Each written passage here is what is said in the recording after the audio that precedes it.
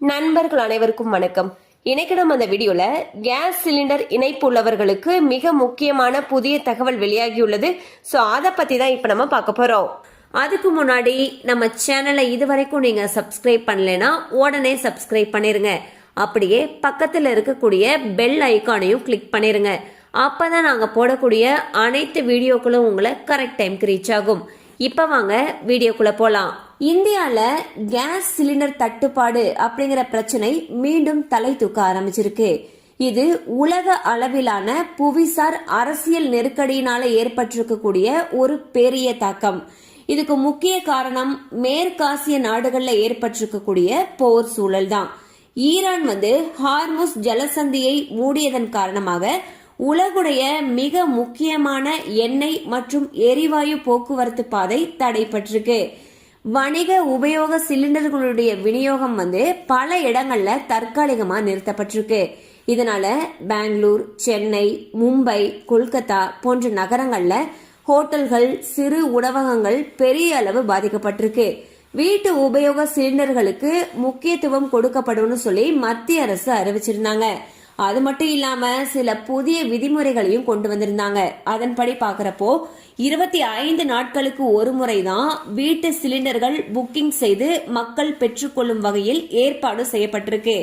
வணிக சிலிண்டர்கள் தட்டுப்பாடு பெருமளவு தலை தூக்க ஆரம்பிச்சிருக்கு.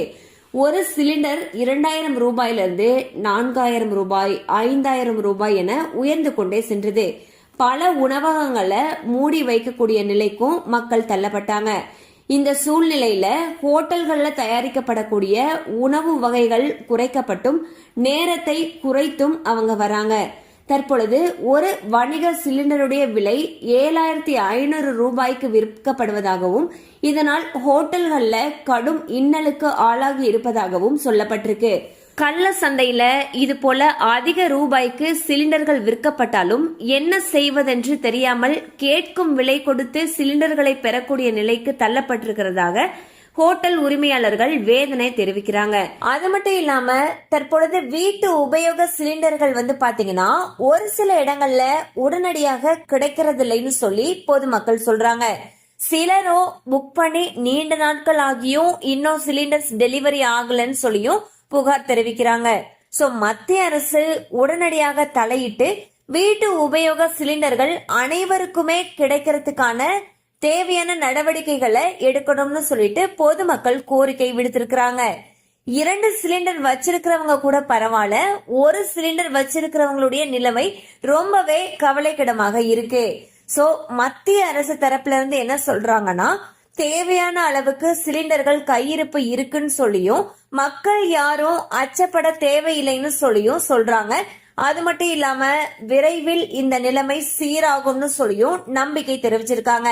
அது மட்டும் இல்லாம பதுக்கல்ல ஈடுபட்டவங்க மீது கடுமையான நடவடிக்கை எடுக்கப்படும் சொல்லியும் சொல்லியிருக்காங்க. கண்டிப்பா அந்த அப்டேட் உங்களுக்கு பயனுள்ளதா இருந்திருக்கும் நம்புறோம். மேலும் இது போல அப்டேட்ஸ் உங்களை உடனே ரீச் ஆகணும்னு நினைச்சீங்கன்னா நம்ம சேனலோட தொடர்ந்து இணைந்திருங்கள். தேங்க்யூ ஃபார் வாட்சிங்.